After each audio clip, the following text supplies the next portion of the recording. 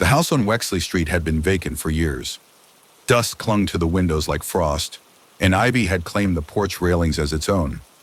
When Clara stepped inside with the keys still cold in her hand, the air greeted her with silence so thick it seemed to press against her skin. She called out a cheerful, "Hello!" into the empty foyer, hoping to dispel the heaviness. But her voice felt swallowed by the space. "It's just old," she whispered to herself. Old, not haunted. At 27, Clara was ready to start her new life. A fresh job, a quiet town, and this old Victorian house she'd inherited from an uncle she barely remembered. It was too big, far too creaky, and much too lonely. But it was hers. The first 2 days were uneventful. Clara unpacked, made lists of repairs, and explored each oddly shaped room. She found the attic full of antique furniture covered in sheets, and the basement sealed shut with rusty chains. She decided to leave that mystery for another day. It was on the third night that things began. Clara lay in bed, curled beneath thick blankets when she heard it, a faint murmur beneath the floorboards. It was like the hum of distant voices, too soft to make out, but persistent enough to freeze her mid-breath. She sat up, heart stuttering, listening. Nothing. She laughed nervously and blamed the old heating pipes. Maybe the wood was shifting. Still, sleep refused to come easy that night. The next day, she knelt to inspect the floor. Wooden planks worn smooth by time stretched across her bedroom. She knocked, once, twice. Hollow. Normal, but as she leaned in closer, she swore she heard it again. Like a breath. A word. She jolted upright. "Maybe I need more sleep," she muttered, trying to convince herself. But that night the voices returned, and this time they whispered her name. Clara barely slept. The sound of her name, Clara, had echoed from beneath her bed like a breath exhaled by the house itself. She'd turned on every light, checked under the bed, even lifted a couple of the floorboards with a screwdriver. Nothing. Just dust, darkness, and silence that returned too quickly. By morning, she convinced herself it was a dream. Maybe her mind was playing tricks on her. But when she walked past the bedroom door that afternoon, she stopped cold. A new draft tickled her ankles. A floorboard was slightly raised, just enough to catch the corner of her eye. She hadn't touched that board. Clara crouched, fingertips brushing the edge. Her skin prickled. Slowly, she pried it up. Beneath the dark hollow, the crawl space yawned. A rush of cold, stagnant air wafted out, smelling like wet soil and something older. She lowered her phone into the gap, flashlight on. The beam cut through the dark, revealing something strange. Scratches. Dozens of them. Jagged gouges carved into the beams, spiraling outward from one specific point. Like something had clawed its way up. Or tried to. Clara pulled her hand back quickly, heart pounding. That night she made a decision. She'd sleep on the couch downstairs. Maybe she just needed a break from the bedroom. Maybe a change of location would help her think clearly. But the house had other plans. At 2:12 a.m., she awoke to a creaking noise. Measured, rhythmic, like footsteps. Only they came from inside the walls. She held her breath. Creak, creak, creak. It moved down the hallway above her, then stopped directly above her couch. Clara didn't move. Her eyes locked on the ceiling, and then from beneath the floorboards above her came a whisper. Not a word this time, but a sound. A wet, rattling inhale, like someone trying to breathe through earth and wood. She forced herself to whisper, "Who's there?" No answer. Then came the knock. Once, twice, right beneath her. The knocking continued, slow and deliberate. Clara sat frozen on the couch, her breath shallow. 3 more knocks echoed from directly below, steady as a heartbeat. She couldn't take it anymore. Clutching the flashlight in one hand and a fireplace poker in the other, Clara descended into the basement for the first time. The rusty chain that had sealed the door was brittle and gave way with a sharp snap. A wave of damp air greeted her as the door creaked open, revealing stairs swallowed in shadow. Each step down felt colder, as though she were descending into a different time altogether. The flashlight flickered once, then held. The basement was lined with stone walls and dirt floors, cluttered with old trunks and broken furniture. But what caught her attention wasn't the junk. It was the noise. Whispers, dozens of them. Not coming from the basement itself, but from below it. She followed the sound until she reached the far corner, where the floor sagged slightly, dirt scattered unevenly. There, tucked behind a wooden beam, was a square outline in the ground, and old cellar doors buried under dust and rotting floorboards. The latch groaned when she tugged it open, revealing a narrow staircase leading even deeper. She hesitated, then descended. The steps led to a room that shouldn't have been there. The walls were stone, damp and weeping. Candles, ancient and melted down to nubs, lined alcoves in the wall. In the center of the room was a small table, and on it lay something wrapped in decayed linen. Clara stepped closer, heart pounding louder than her footsteps. She peeled back the cloth and gasped. A porcelain doll stared up at her. Its eyes were pitch black, cracked down the middle. Its mouth was slightly open, and inside, someone had stuffed a tiny scroll. Hands trembling, Clara unrolled it. The parchment read only one line. "She hears you now." Then from the stairwell behind her came a soft voice, raspy and no longer whispering, "Don't leave." Clara spun around, flashlight trembling in her hand. The stairwell behind her was empty. No movement, no shadow, but the voice still echoed in her ears, low and intimate, as though it had been spoken directly into her skull. She clutched the scroll tighter, heart racing. "Don't leave." Was it a warning? A threat? A plea? The doll sat still on the table, its cracked porcelain face unchanging, but its eyes, black and lifeless, seemed to follow her as she moved. A trick of the light, surely, but no matter which angle she stood at, they remained locked onto her. She couldn't stay down there. With one last glance at the room and its terrible occupant, Clara bolted up the stairs, the echo of her footsteps chasing her like a predator. She slammed the cellar door shut and shoved a shelf over it, her breasts ragged, chest tight. Her mind spun. She needed answers. Later that morning, she took the scroll into town, hoping someone at the local antique bookstore might know something. The owner, a hunched man named Elias with ink-stained fingers, grew pale when he saw it. "Where did you get this?" he asked, voice tight. "In my basement," Clara replied. "It was inside a doll." Elias didn't laugh. He didn't ask for details. Instead, he reached behind the counter and pulled out an old leather-bound tome. He flipped to a section labeled House of Still Voices. "The scroll is part of a binding ritual," he said, "a way to keep someone silent. Dolls were often used as vessels, especially when the spirit was vengeful. If the doll's mouth was sealed with a scroll, it means someone didn't want it to speak ever again." Clara's blood ran cold. "And if the scroll is removed?" Elias looked up, eyes grave. "Then it speaks." That night, Clara locked the doll in a wooden chest and shoved it into the attic. She sat in the living room, every light on, every window closed tight. At exactly 3:03 a.m., the house went silent. Even the wind stopped. Then above her, in the attic, she heard it. A tiny porcelain voice. "You shouldn't have listened." The voice was faint, but chilling, sharp and glassy, like wind whispering through teeth. "You shouldn't have listened." Clara bolted upright, staring at the ceiling. The attic was directly above. She clutched her phone, debating whether to call someone. Who exactly, she wasn't sure. The police? A priest? She crept up the stairs, heart hammering against her ribs. The attic door was closed, the key still in the lock. She turned it slowly and opened the door with a loud creak. Nothing moved. The chest sat where she'd left it, latched tightly shut. But as she approached, she noticed something new.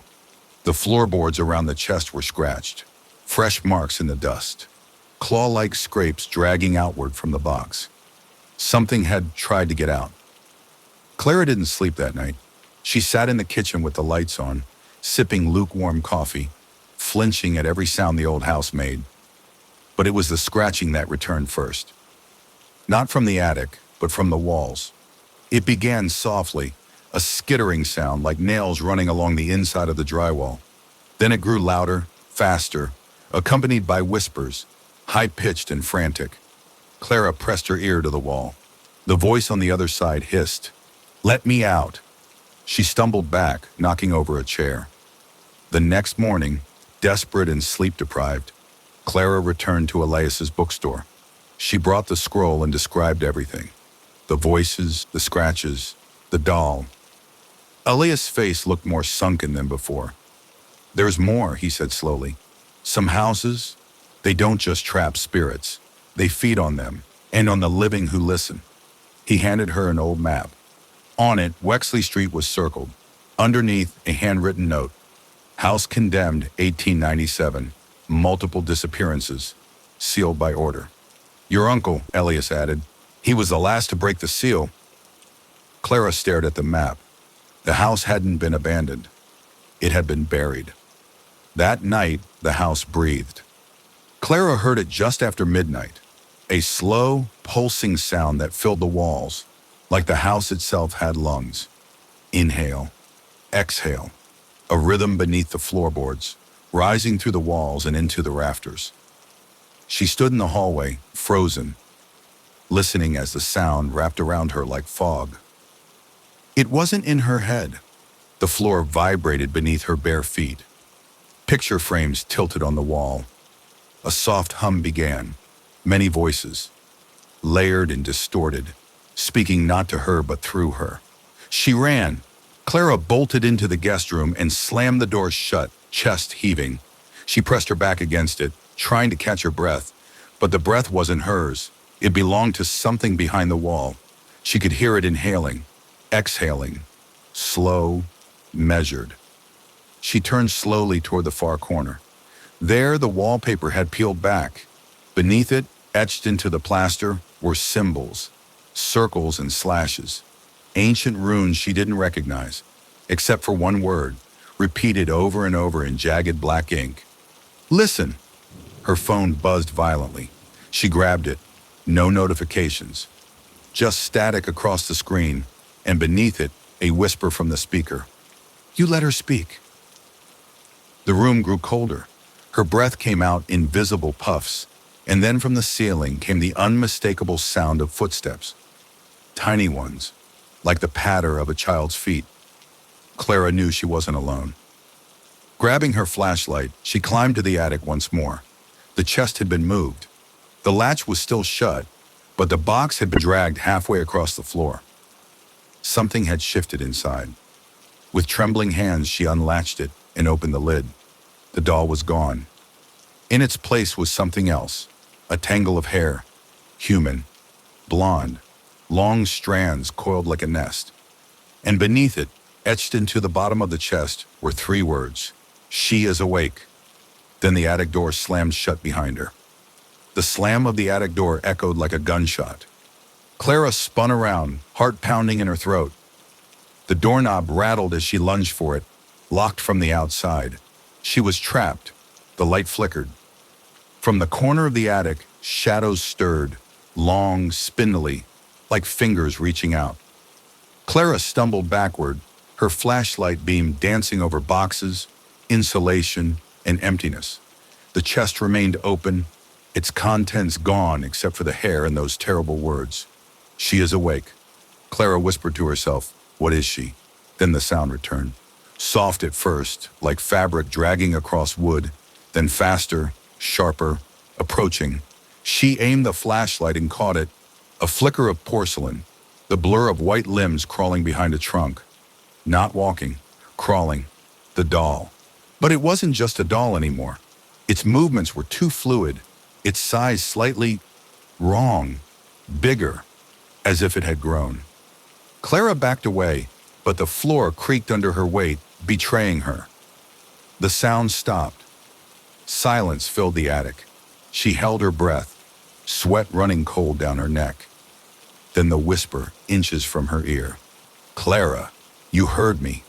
She screamed and swung the flashlight, catching the figure mid-crawl, a face of porcelain with deep cracks running like veins, black liquid oozing from the corners of its eyes. It lunged. She threw the flashlight. The attic plunged into darkness. She scrambled for the door, pounding on it, shouting for help, even though she knew no one would come. Suddenly, the door clicked open. She tumbled out and slammed it shut behind her, shoving a chair under the knob. Her chest heaved as she collapsed against the wall. The house fell silent again, until the laughter began. A child's giggle, giddy and sharp, echoed down the hallway. Clara looked up. The hallway lights flickered, one by one, toward the far end, where the doll now stood. Upright, motionless, waiting. The doll didn't move. But it didn't have to. Just standing there at the end of the hallway, half hidden in the flickering shadows. It radiated something wrong. Clara's legs refused to carry her forward. Every instinct screamed to run. Instead, the doll turned its head, slowly, deliberately, until its face tilted sideways, mouth open just enough to whisper, "You used to live here." The lights went out. Clara scrambled back into her bedroom, slammed the door, and shoved the dresser against it. Her breath came in short bursts. She grabbed her phone to call someone, anyone, but the screen blinked back only static and the words, "Room 3 awaits." Room 3? She didn't remember any room in the house labeled like that. Then her mind flashed to something Elias had said. Your uncle was the last to break the seal. What if there were more rooms? Hidden rooms, like the one below the basement? She took a deep breath and headed back to the hall, flashlight in one hand, fireplace poker in the other. The doll was gone. Every door she opened revealed nothing new. Bedroom, bathroom, linen closet, until she reached the far end of the hall where faded wallpaper peeled back at the corner. Behind it was a wooden panel, carved into the wood in faint script. Room 3. Clara pried it open. Dust billowed out, thick and choking. Behind it, a narrow staircase descended into blackness. Not into the basement, but into the walls themselves. She stepped down into the silence, her flashlight quivering. At the bottom was a forgotten nursery. Cobwebs hung like curtains. A mobile of rusted stars spun in slow circles above a broken crib. The wallpaper was torn, revealing scribbled drawings underneath. Childlike figures holding hands, all with hollow eyes. In the center of the room sat a rocking chair. And in the chair, the doll. Its body larger now, limbs human-like. In its lap lay a small journal, cracked open. Clara stepped closer and read the scrawled handwriting. Her name was Lydia. She was my sister. We locked her in the walls when the voices began. Clara froze. This wasn't her uncle's writing. It was her father's. Then the doll spoke again in a child's voice filled with pain and rage. You left me here. Clara's blood turned to ice. You left me here. The doll's voice was unmistakably human now, soft, feminine, and wounded. As Clara backed away, her flashlight caught something behind the crib. A second door, sealed with thick nails and a heavy iron lock. The wood around it was warped, as if something had clawed at it from the inside. The journal trembled in her hands. She flipped through the pages. They were filled with frantic, fading entries. Her father had known. He'd grown up in this house. The final page read, Lydia wouldn't stop talking to the walls. She said they answered. We sealed the nursery. We thought it was over. But she never left. Not really. She stayed, waiting. A loud knock shattered the silence. Then another. It came from the other side of the nailed door. Knock, knock, knock. Then a whisper. Clara, let me out.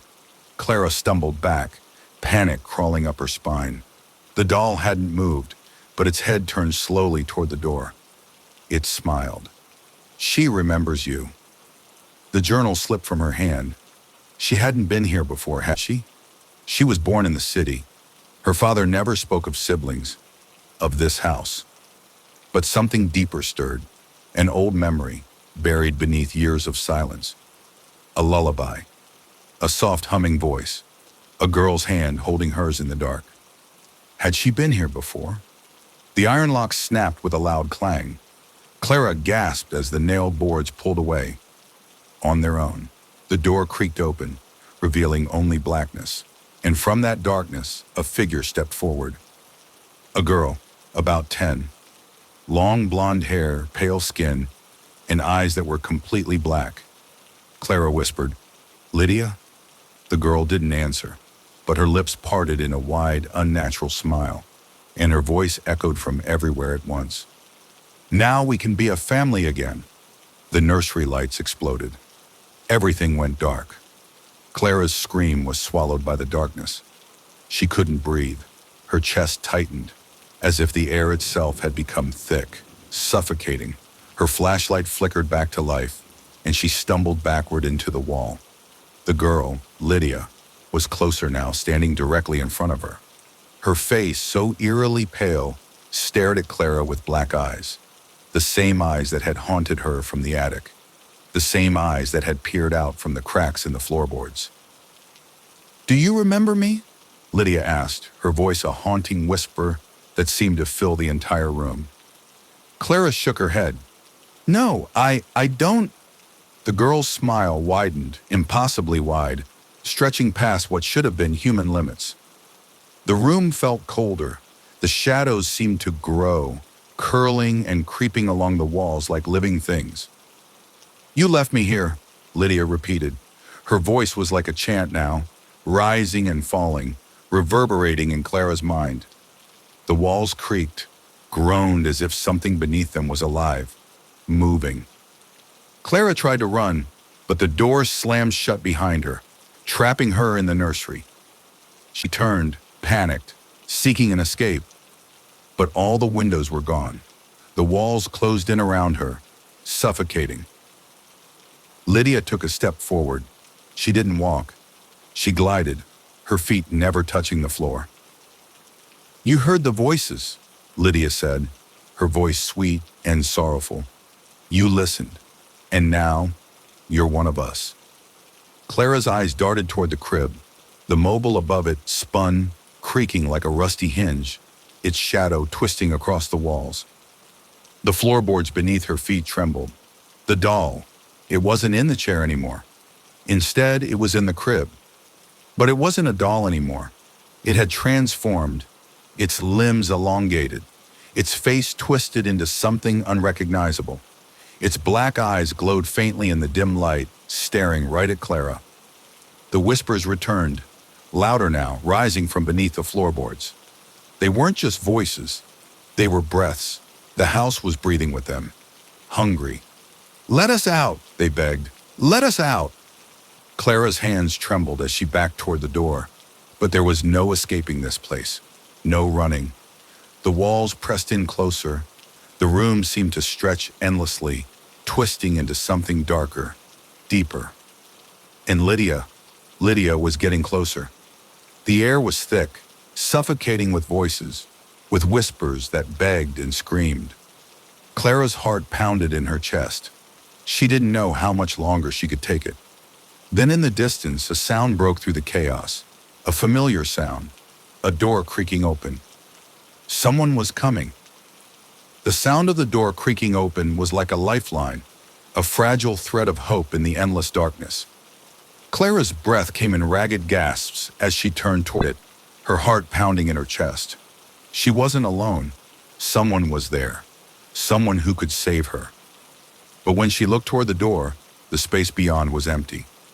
No footsteps, no one. The room grew colder still. Lydia had stopped moving, her hollow eyes locked onto Clara with an unnerving stillness.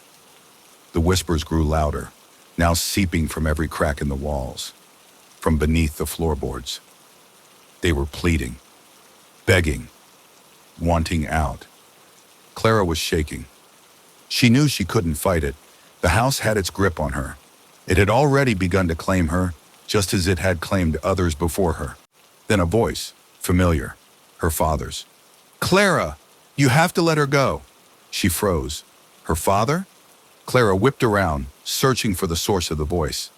There was no one, not a shadow, not a figure. But the voice, his voice, was clear. You have to choose before it's too late. Clara's pulse raced. She had to get out. She had to escape. But where was the way out? The nursery, the walls. They were alive, breathing around her. The walls trembled, as if in response to her thoughts. The floor shifted beneath her feet. Suddenly, a loud crash shook the room. A figure emerged from the corner, silhouetted against the dim light of the nursery. It was a man, her father, just as she remembered him. But something was wrong. His face was pale, his eyes sunken, and his mouth twisted into a grimace. "Dad?" The figure didn't speak. He reached out, his hands shaking as he moved toward her. "You can't save me, Clara," he whispered. His voice was weak, filled with an aching sadness. "I was never meant to save anyone. This house, it takes." Clara took a step back, her eyes filling with tears. The man who had once been her father reached for her again, but this time his hand passed right through her. It was as though he was made of mist, fading in and out of existence. "No!" she cried. "Please, help me!" But his form continued to dissolve, the whispers growing louder, filling her mind with the same words over and over. "Let me out." Clara's legs gave way, and she collapsed to the floor, her hands clutching her head. The house was closing in on her. The walls, the floor, the air. They were all becoming one, suffocating, drawing her into the darkness. And in the distance, from deep within the house, the whispers rose again, louder than before, until they were no longer whispers at all. They were screams. The screams were deafening now. They were not just voices. They were the souls of the house, trapped, angry, starving. And they were calling to Clara, begging her to let them out, to set them free. But how? How could she free them from a place like this? Her body shook with fear as the walls seemed to pulse around her, alive, hungry. The air was thick with the scent of decay, of something ancient and malevolent. She clutched her chest, struggling to breathe as the house closed in, suffocating her in its relentless grip. Then Lydia's voice cut through the chaos. "You should have stayed away." Clara looked up, her eyes blurring with tears. The figure of the girl, Lydia, was standing in front of her now, smiling that twisted, too-wide smile. Her black eyes burned with an intensity that pierced Clara's soul. Clara gasped, but the words wouldn't come. Her body felt heavy, as though the house itself were weighing her down. Lydia leaned in closer, her breath cold against Clara's face. "It's too late now. You're part of the house. You're part of us." Clara's heart pounded in her chest. There had to be a way out, a way to break the cycle. She could feel the house, the very foundation of it, beating in time with her pulse. "Think, Clara, think." Suddenly she remembered. The journal, her father's words. He had written about Lydia being sealed away, about the voices beneath the floorboards. But there had been another part, a warning. The house takes, but it gives as well. Only by breaking the cycle can you set them free. Clara's breath hitched. She understood now. The house wasn't just a prison. It was a living thing, feeding off the souls of the lost. But it also fed on the one who stayed behind, the one who became part of it. Clara wasn't just trapped here. She was the key. With all the strength she had left, Clara forced herself to her feet. The voices, the whispers, the screams, they filled her ears, but she pushed them aside, focusing on the one thing that mattered. She grabbed the broken crib, pulling it away from the center of the room. Beneath it, the floorboards were loose, ready to give way. Clara pried them open, revealing a black void beneath. The whispers became frantic, desperate, but Clara didn't hesitate. She crawled into the hole, feeling the walls of the house closing around her, the breath of the house exhaling as if it were alive. And then, as her fingers touched the cold earth beneath the house, the whispers stopped. The house fell silent. For the first time, Clara felt the weight lift off her chest, the suffocating pressure that had bound her here. Gone. She was free. But as she pulled herself from the earth, something in the distance caught her eye. A figure standing in the doorway. Lydia. But now she wasn't smiling. The girl's eyes were wide, pleading. You left me. Clara's breath caught in her throat. But then, Lydia stepped back, her body disintegrating into dust, fading into the shadows. Clara stood there, trembling, as the house around her seemed to breathe its last sigh. And then it was gone. The walls, the floor, the nursery, everything had vanished. In its place, the world outside had returned. The sky was clear, the sun was rising, and Clara was free. The walls, the floor, the nursery, everything had vanished. In its place, the world outside had returned. The sky was clear, the sun was rising, and Clara was free.